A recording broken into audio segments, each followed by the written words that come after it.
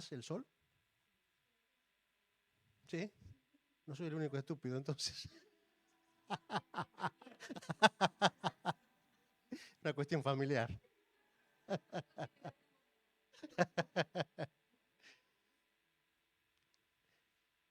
A ver, 2 semanas sin que salga el sol, tranquilamente podemos decir, ¿y si no sale más? Entonces el decir, aunque no lo veamos, el sol siempre está, es una expresión de fe. Yo no sé eh, si... Hola, buenas, estoy aquí. Una expresión de fe. ¿Fe en qué? Ahí viene la pregunta. No, yo tengo fe porque si siempre estuvo el sol, estará de nuevo, ¿no? La lluvia pasará y saldrá el sol, porque siempre estuvo. Es una fe apoyada en el sol, ¿no? En que Él siempre está. La fe. Raúl estaba hablando de la fe y hoy vamos a hablar de la fe. La semana pasada el pastor estuvo predicando. No vale la respuesta del pastor. ¿Alguien se acuerda de qué estaba predicando el pastor? Jairo. Jairo. Bien. Por lo menos la hija del pastor estaban atentas. De Jairo. Pero hubo un versículo que a mí me tocó ese día, que dice, no temas, solo cree. ¿Se acuerdan, no? No temas. ¿Cuándo? Cuando le dicen que a Jairo, dice, déjalo al Señor que ya, tu hija ya se ha muerto, no lo molestes más. En ese momento, en la desesperanza total, el Señor le dice, no temas, solo cree. Solo cree. No hay más requisitos, solo cree. Pues yo estuve toda la semana dándole vueltas a este versículo. Y vamos a leer en Crónicas un versículo que se parece mucho. Dice, segunda de Crónicas 20:20. Y cuando se levantaron por la mañana, salieron por el desierto de Tecoa. Y mientras ellos salían, Josafat, estando en pie, dijo, oídme, Judá y moradores de Jerusalén. Creed en Jehová vuestro Dios y estaréis seguros. Creed a sus profetas y seréis prosperados. Se parece mucho el versículo al de Mateo. Dice, creed en Jehová y estaréis seguros. ¿Cuándo uno tiene miedo? Cuando no está seguro. Entonces, no tengas miedo, solo cree, porque si crees, estarás seguro. Si crees, estarás seguro y serás prosperado. Palabra de Dios. Palabra de Dios. No temas, solo cree. Si crees, estarás seguro. Cuando decimos el sol va a salir, tenemos fe. Ahora, como les digo, ¿en qué está puesta esa fe? ¿En que el sol siempre está?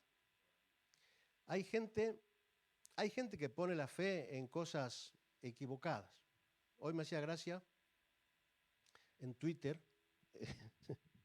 Twitter es muy gracioso, yo me divierto mucho con Twitter. Si yo soy estúpido, ahí están multiplicados al cubo los estúpidos. Un chico hacía toda una explicación científica acerca del calentamiento global, porque existen los negacionistas del calentamiento global. Entonces el chico hacía una explicación científica y uno le respondía, predicar a los negacionistas es como predicar en el desierto, decía él. Y dice, si no, ¿cómo me explicas, cómo le predico yo a este? Y ponía otro tuit de otro que decía, nadie ha demostrado la fuerza de gravedad. Las cosas caen por su peso. Si no, ¿cómo una mariposa puede volar? Sí. Un científico de primera era aquel.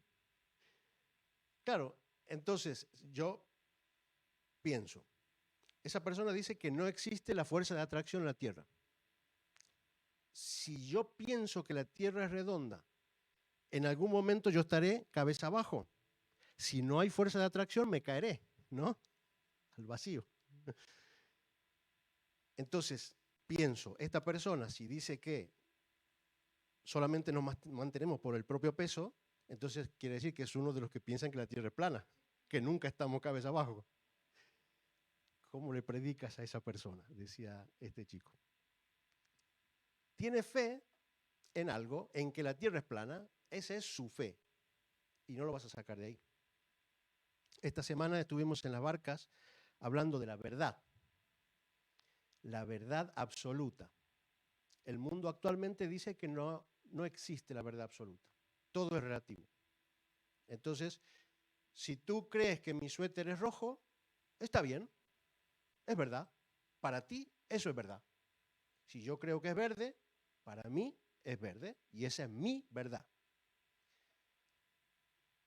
Entonces cada uno pone la fe en lo que quiere. Yo pongo la fe en que el suéter es verde y tú pones en que es rojo y ya está. Y está todo bien. Pero existe siempre algo que es verdad absoluta. Y esa verdad absoluta la va a tener alguien que vive fuera de nosotros. Yo me acuerdo que había hecho una vez un cartel sobre este tema en Argentina y hacía una persona, como siempre yo con mis cosas arquitectónicas, una persona delante de un edificio, un rectángulo así, y esta persona pensaba, este edificio es rectangular. Otra persona parada delante del edificio y veía el edificio que hacía una curva, entonces esa persona pensaba, este edificio es redondo.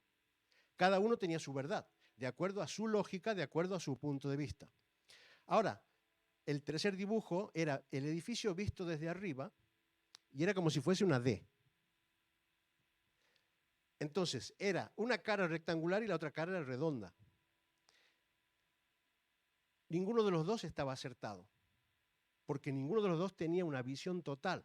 Hacía falta verlo desde arriba para tener la visión total de cómo era el edificio. Y eso es lo que pasa con la verdad absoluta.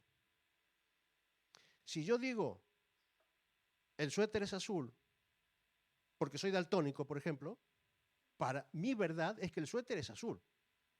Esa es mi verdad. Entonces necesito que alguien que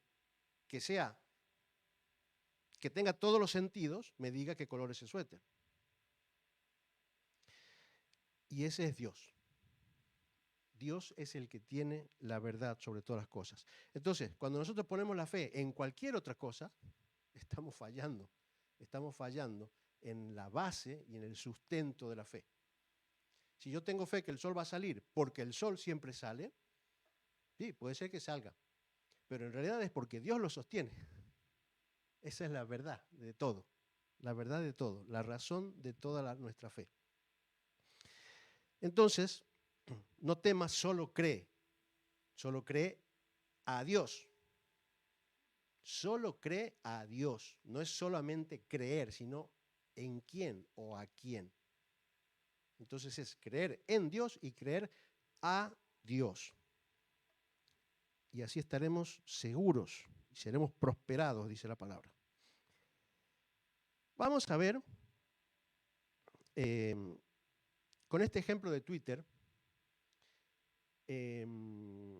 a lo que me llevaba a pensar también es que la gente cree lo que quiere. La gente cree en lo que quiere. Te vas a encontrar gente que cree en los extraterrestres, te vas a encontrar gente que cree en que la Tierra es plana, te vas a encontrar gente que cree que yo soy guapo, ¿no?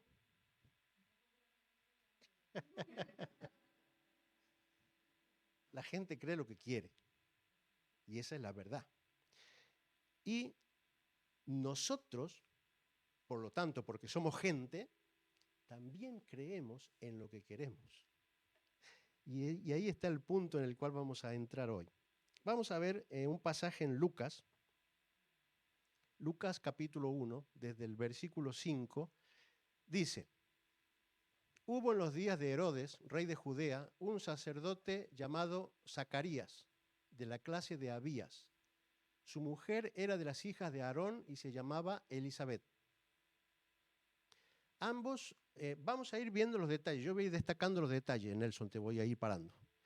Porque hay cosas que tenemos que destacar. Este hombre era un sacerdote, o sea, era alguien importante desde el punto de vista de la religión, una persona muy importante. Él. Ella dice que descendía de Aarón. Aarón es el sacerdote, el primer sacerdote que instaura a Dios. Desde ahí viene ella. Entonces son un matrimonio destacado desde el punto de vista religioso. Ambos eran justos delante de Dios y andaban irreprensibles en todos los mandamientos y ordenanzas del Señor. Eran gente chapó, como se dice ahora, chapó. Seguimos, pero no tenían hijo, porque Elisabet era estéril y ambos eran ya de edad avanzada. Aconteció que ejerciendo Zacarías el sacerdocio delante de Dios según el orden de su clase, conforme a la costumbre del sacerdocio, le tocó en suerte ofrecer el incienso, entrando en el santuario del Señor. Y toda la multitud del pueblo estaba fuera orando a la hora del incienso. Y se le apareció, este es otro punto también que vamos a pensar. Imagínense en la escena, dice que el sacerdote tenía que entrar a ofrecer el incienso, adoración. El pueblo estaba afuera orando. Imagínense, esa es la escena, el pueblo orando, adorando, el sacerdote entrando a la presencia de Dios en adoración, y en ese momento pasó algo. Este que estoy remarcando ahora está fuera de prédica de hoy. Pero imaginen ese momento. Qué chulo, ¿no? Qué bueno. El pueblo orando, el sacerdote entrando a la presencia de Dios, a la adoración. Y va a pasar esto. Se le apareció un ángel del Señor puesto en pie a la derecha del altar del incienso. Una escena tremenda. Una escena tremenda. Esa escena, si hablamos a días de hoy, le podemos llamar el avivamiento. El avivamiento. Para los que leen el boletín, que espero que sean todos, semana sí, semana también, como motivo de oración, que Dios produzca un avivamiento en la iglesia. Que Dios produzca un avivamiento. ¿Queremos un avivamiento en la iglesia?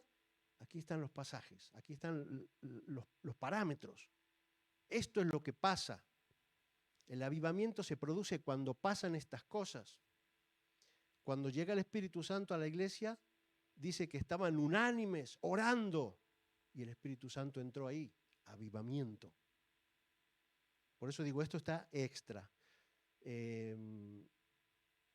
La semana pasada, día de oración de las mañanas, éramos dos personas orando.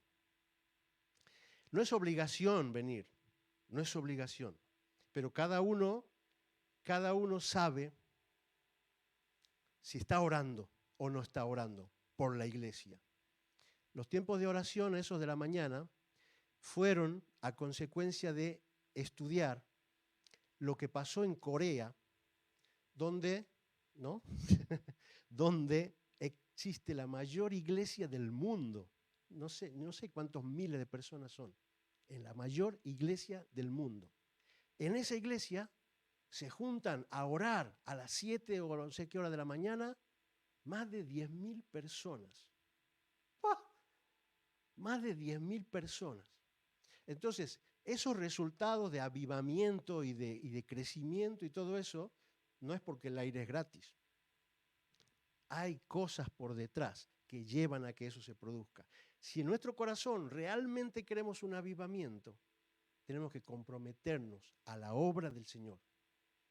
Como les digo, no es obligación venir a la iglesia, pero oremos en el lugar en el que estamos. Oremos por estas cosas. Cierro paréntesis. Entonces, hemos dicho que apareció el ángel, Y se turbó Zacarías al verle y le sobrecogió temor. Pero el ángel le dijo: Zacarías, no temas, porque tu oración ha sido oída, y tu mujer Elizabeth te dará a luz un hijo, y llamará su nombre Juan. Y tendrás gozo y alegría, y muchos se regocijarán de su nacimiento. Porque será grande delante de Dios, no beberá vino ni sidra, y será lleno del Espíritu Santo, aún desde el vientre de su madre. Y hará que muchos de los hijos de Israel se conviertan al Señor, Dios de ellos. E irá delante de él con el espíritu y el poder de Elías, para hacer volver los corazones de los padres a los hijos, y de los rebeldes a la prudencia de los justos, para preparar al Señor un pueblo bien dispuesto. ¿Qué tal las palabras? Imagínense, cuando Lupe estaba esperando a Lucía, que venga un ángel y me diga: Lucía va a ser llena del Espíritu Santo, va, todo esto que le dice. ¡Fua! ¡Qué palabras!, ¿no? Lo interesante es que le dice antes, le dice: tu oración ha sido oída. ¿Qué quiere decir? Que Zacarías estaba pidiendo ese hijo. Zacarías estaba pidiendo ese hijo. Entonces dice, se le aparece el ángel y le dice: vas a tener, como has pedido, vas a tener un hijo, y encima va a pasar todo esto con ese hijo. Y dice Zacarías, ¿ve? Dijo Zacarías al ángel: ¿en qué conoceré esto? Porque yo soy viejo y mi mujer es de edad avanzada. ¿Qué fallo? Respondiendo el ángel le dijo: yo soy Gabriel, que estoy delante de Dios, y he sido enviado a hablarte y darte estas buenas nuevas. Y ahora quedarás mudo y no podrás hablar hasta el día en que esto se haga, por cuanto no creíste mis palabras, las cuales se cumplirán a su tiempo. Qué fallo, ¿no? Pobre hombre, con lo bien que venía todo, sacerdote, su mujer descendiente de Aarón, delante de Dios eran irreprensibles. Oraban a Dios, le pedían a Dios ese hijo que no tenían. Y cuando viene Dios y le dice: te lo voy a hacer, él dice: pero ¿cómo puede ser si ya somos viejos? No creyó cuando nada menos que el ángel le estaba diciendo lo que iba a pasar. Qué fallo, pobre hombre. Por fallar se quedó mudo. Se quedó mudo durante un tiempo. Después, cuando nació el hijo, volvió a hablar. Aquí estos pasajes, por eso yo voy remarcando lo que me parece más importante, para que entendamos bien por qué iba resaltando lo importantes o lo buenos que eran ellos. Porque a pesar de que del linaje que ellos tenían, a pesar de su comportamiento, de su carácter totalmente volcado hacia Dios, había algo que para Dios era más importante, y era el que le crean. Era más importante el que le crean. Y esto me hizo pensar mucho. Nosotros hacemos mucho énfasis en tener que ser mejores. Tengo que ser mejor, tengo que hacer esto, tengo que quitarme esto, tengo que dejar aquello. Que está bien, no está mal. No está mal. Pero para Dios, y este pasaje lo está mostrando, lo más importante es que le creamos a Él. Que le creamos a Él. Eso está por encima de todas las cosas. Que le creamos a Él. Estas personas eran irreprensibles en cuanto al carácter, pero eran reprensibles en cuanto a la fe. Eran reprensibles en cuanto a la fe. Eran perfectos, hacían todo lo que Dios, dice que cumplían todos los mandamientos, pero le faltaba nada menos que creerle a Dios. Yo meditaba en este pasaje en este sentido. ¿realmente es más importante para Dios creerle a Él? Y este va a ser un deber para casa. Leer Hebreos capítulo 11. ¿Se acuerdan, no? Hebreos 11 es el que la gente le dice los héroes de la fe. Los héroes de la fe. Todo el pasaje, todo el capítulo está nombrando gente de la antigüedad, gente del que sale en la Biblia antes, digamos, en el Antiguo Testamento. Y en cada uno dice, por la fe, Abraham tal cosa, por la fe, Enoc tal cosa, por la fe. En ningún momento de ese pasaje recalca el carácter de las personas. No, es la fe, es la fe. Y yo pensaba también en David, el rey David, cuando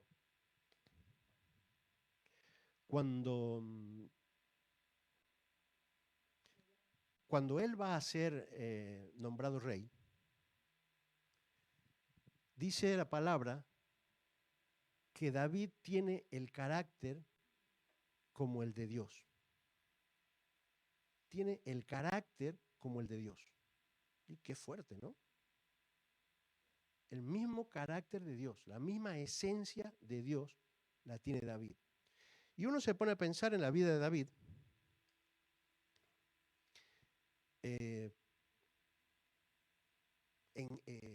Se acuesta con una vecina, por capricho, se acuesta con la vecina. Para tapar ese error, lo mata al marido de la vecina. O sea que para tapar un error, comete otro. Después, como padre, deja mucho que desear. Tiene muchos fallos como padre. De hecho, su familia fue bastante desastrosa.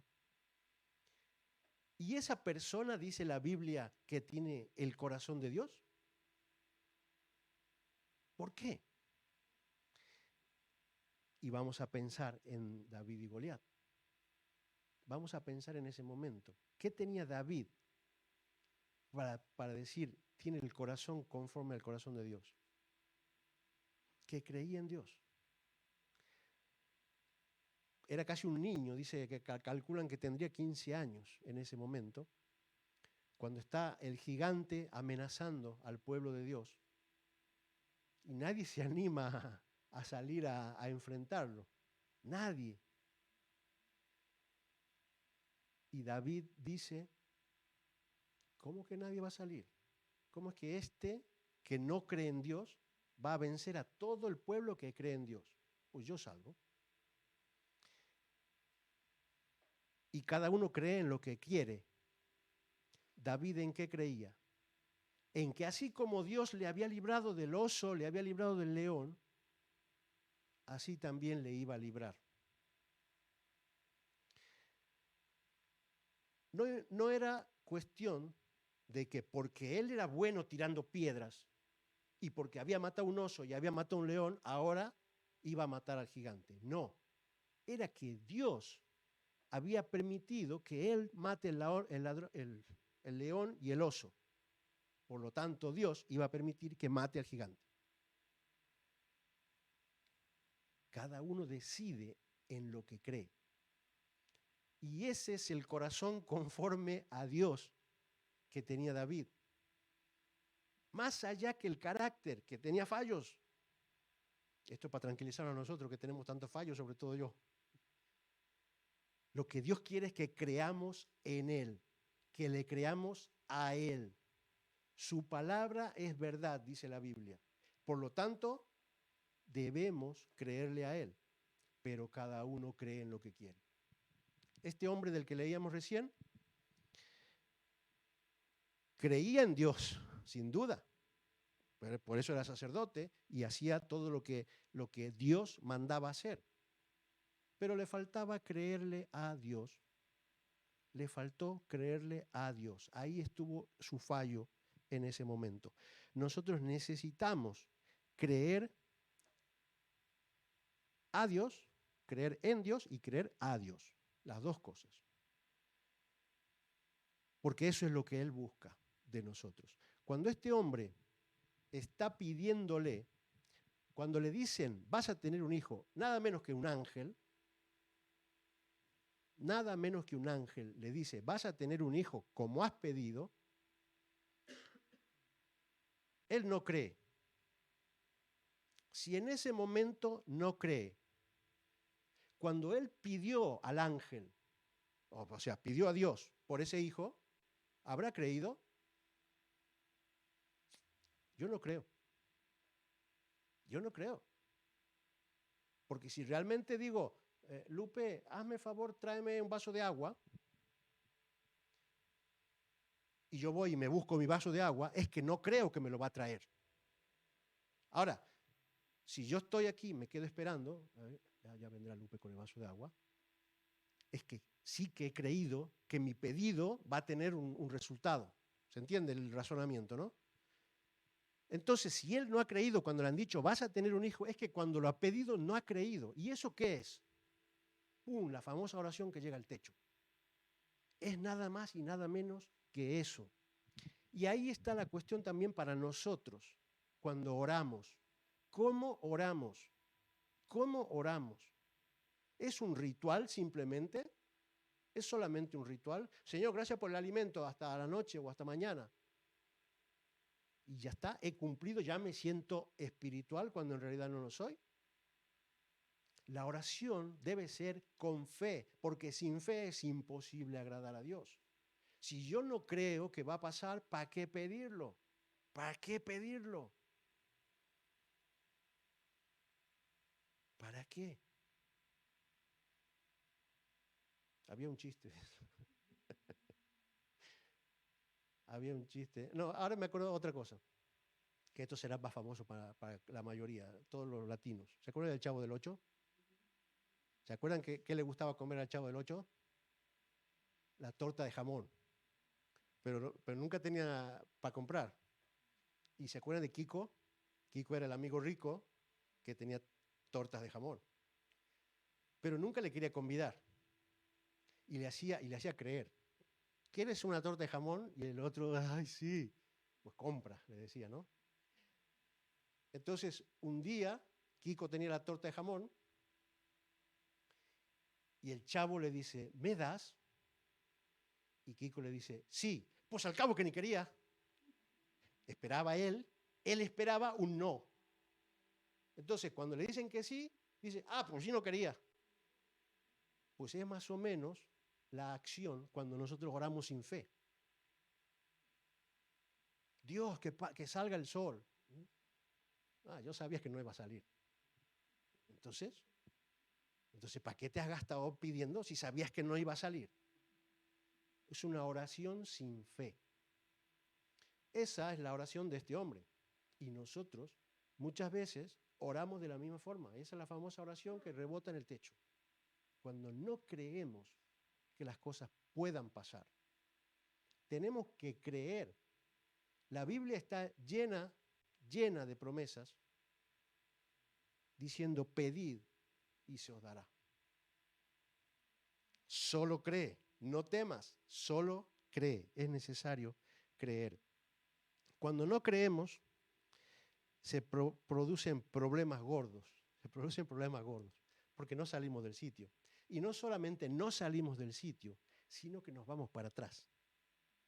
Nos vamos para atrás. Cuando decimos estamos estancados como cristianos, estamos retrocediendo. Estamos retrocediendo, no podemos estar estancados. Hay un pasaje en Números de una gente que estaba estancada. Estamos hablando de Números capítulo 13. El pueblo está 40 años dando vuelta en el desierto. Bueno, está hace tiempo dando vuelta en el desierto. Entonces, Moisés manda a unos espías a la tierra a que espíen cómo es la tierra. Y vienen estos de allá. Entonces Caleb, que era uno de los que había ido, hizo callar al pueblo delante de Moisés y dijo, subamos luego y tomemos posesión de ella, de la tierra, porque más podremos nosotros que ellos. Los otros estaban hablando de la gente que vive ahí. Mas los varones que subieron con él dijeron, no podremos subir contra aquel pueblo, porque es más fuerte que nosotros. Y hablaron mal entre los hijos de Israel de la tierra que habían reconocido, diciendo, la tierra por donde pasamos para reconocerla es tierra que traga a sus moradores. Y todo el pueblo que vimos en medio de ella son hombres de grande estatura. También vimos allí gigantes, hijos de Anac, raza de los gigantes, y éramos nosotros, a nuestro parecer, como langostas, y así les parecíamos a ellos. Hasta ahí era, ¿no? Sí. 12 personas fueron a ver la tierra. Dios, cuando los saca ya de Egipto, los lleva con la promesa de llevarlos a la tierra prometida, una tierra en la que fluye leche y miel. Esa es la frase para hablar de lo buena que es la tierra. Tierra en la que fluye leche y miel. Esa es la promesa de Dios. Van por el desierto, tiempo, renegando siempre. Me imagino a Pato Donald en el pueblo judío, siempre quejándose que no tenemos comida, no tenemos agua, siempre quejándose. Y ya están a las puertas de la tierra. Entonces manda Moisés a estas 12 personas para que vayan allá y vean la tierra, y caen de allá con unos cachos de racimos que entre dos traían los racimos de uva y otras frutas. Era impresionante la tierra. 12 personas. Caleb y Josué son los que dicen, es chula la tierra, vamos. Pero los otros 10 son los que dicen lo que hemos leído la mayor parte. Fíjense las cosas que dicen. Por empezar, la Biblia dice, hablaron mal de la tierra. La tierra era muy buena. Ellos reconocieron en realidad, al principio dicen, el fruto es muy bueno. Pero, hay unos gigantes ahí. Dice, la tierra se come a sus moradores. Hay unos gigantes, ¿en qué quedamos? Si se lo comió los moradores, ¿cómo que están los gigantes? Pero bueno, es lo que dicen ellos. Hay unos gigantes ahí, y ahí dice una frase interesante, que creo que era el último versículo, que dice, a nuestro parecer, éramos como langostas. Y así les parecíamos a ellos. A nuestro parecer, según como yo miro el edificio, les parecíamos langostas. Una visión distorsionada, ¿por qué? Porque es nuestro parecer. Nada menos que Dios les estaba diciendo, esa tierra es para ustedes. Esa tierra es para ustedes. Clarito. Pero a nuestro parecer esa tierra no es buena para nosotros. Al punto, no era buena, a tal punto que querían cambiar de líder para volverse a Egipto. Porque dice, ¿para qué nos han sacado de allá? Con lo bien que estábamos allá. Con lo bien que estábamos allá. No solamente estaban estancados, sino que querían volverse atrás. No hay estancamiento, hay retroceso cuando nos estancamos, cuando no le creemos a Dios y le creemos a nuestro parecer. Hay retroceso. Los gigantes eran algo infranqueable. Ellos habían decidido creerle a su parecer en vez de creerle a Dios. Y consiguieron que todo el pueblo esté de acuerdo. Y ahí vemos otro ejemplo de que a Dios le interesa que le crean a Él. ¿Cuál fue la decisión de Dios? Ninguno. Salvo Caleb y Josué. Ninguno va a entrar a la tierra. ¿Por qué? Porque no creyeron. Sencillo. No me creyeron lo que yo dije, pues no entrarán. Ya está.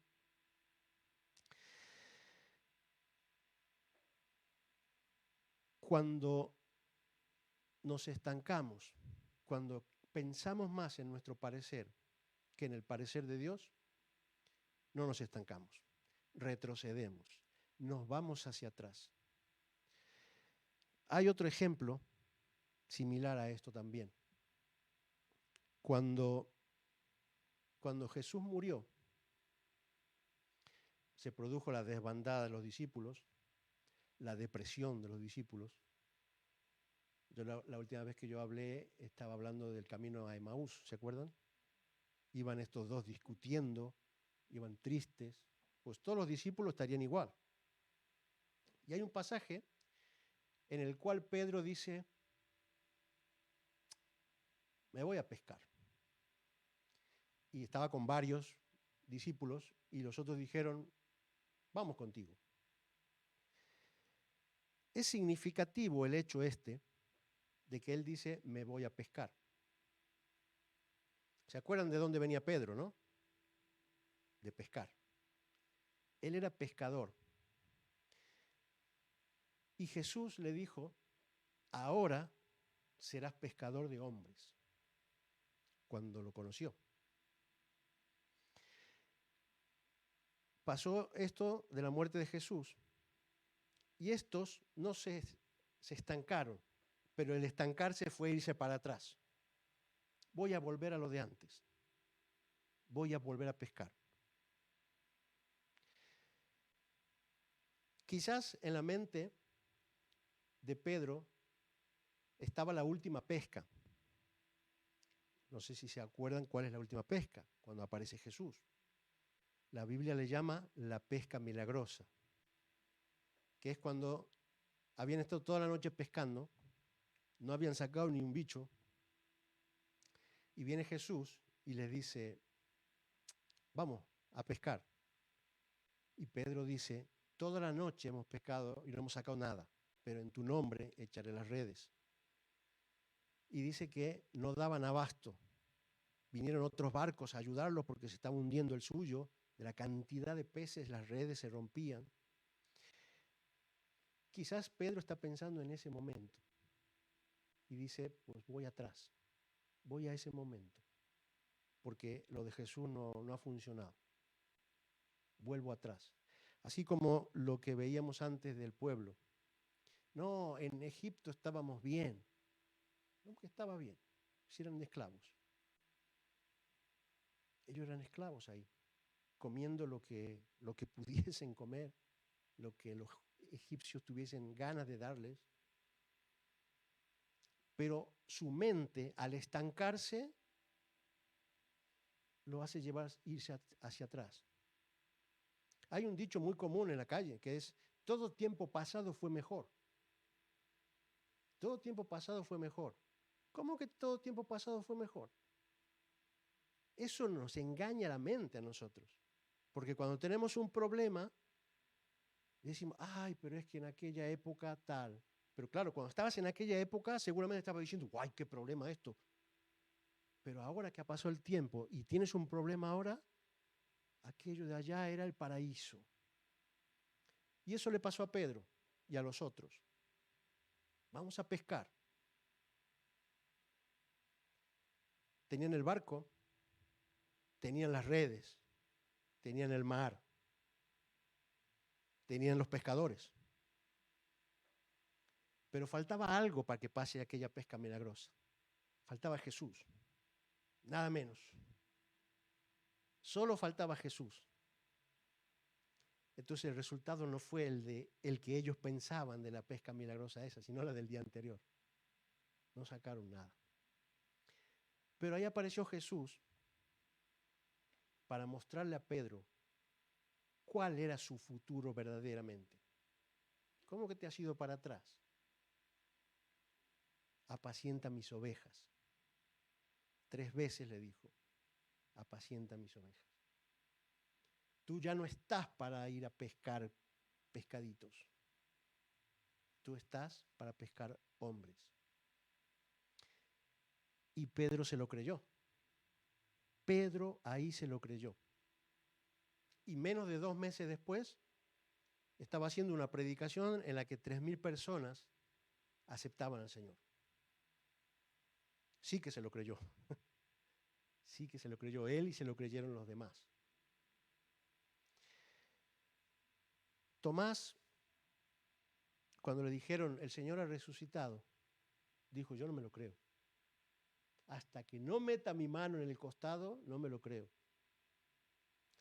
Y Jesús tuvo misericordia de él. No sé por qué, tuvo misericordia de él. Y le dijo, mete tu mano en mi costado y mete tu mano en mis agujeros, para que veas que sí que soy yo. Pero dice, bienaventurados los que sin ver creyeron. Esto es lo más importante para Dios, que le creamos a las cosas que Él nos dice. La Biblia es muy buena siempre, porque nos da el ejemplo de los buenos y de los malos ejemplos. Nos muestra todo. Como les decía antes, cada uno cree lo que quiere. 12 personas habían visto la misma cosa, pero cada uno decidió tomar un camino en cuanto a su creencia. 2 dijeron, esta tierra es muy buena, porque Dios nos la da. Y no es que estén tontos, es que los gigantes los vieron. Pero a los gigantes, si los ves desde arriba, los vas a ver pequeñitos. Todo depende de cómo lo miramos, de cuál es la perspectiva desde la que miramos. No es el tamaño del gigante la cuestión. La cuestión es el tamaño del que está contigo. Dios mira todo desde arriba, a todo lo ve pequeño. Si tú estás al lado de Dios, estás allá arriba y a todo lo vas a ver pequeño. Esta gente querían volver atrás. Querían volver atrás. Se habían estancado en el desierto. Querían volver a la esclavitud por no creerle a Dios. Por no creerle a Dios. Porque vieron los gigantes y a su parecer los consideraron. Y esta es la enseñanza para nosotros. Gigantes tenemos. Como decía Raúl antes, ya no tenemos batallas, aunque los pobres ucranianos y rusos sí que tienen bombas y cosas. Nosotros no tenemos eso. Pero tenemos 1000 batallitas en nuestra vida y miles de gigantes. Los gigantes están ahí. Y ahora nosotros tenemos que decidir. Nosotros tenemos que decidir.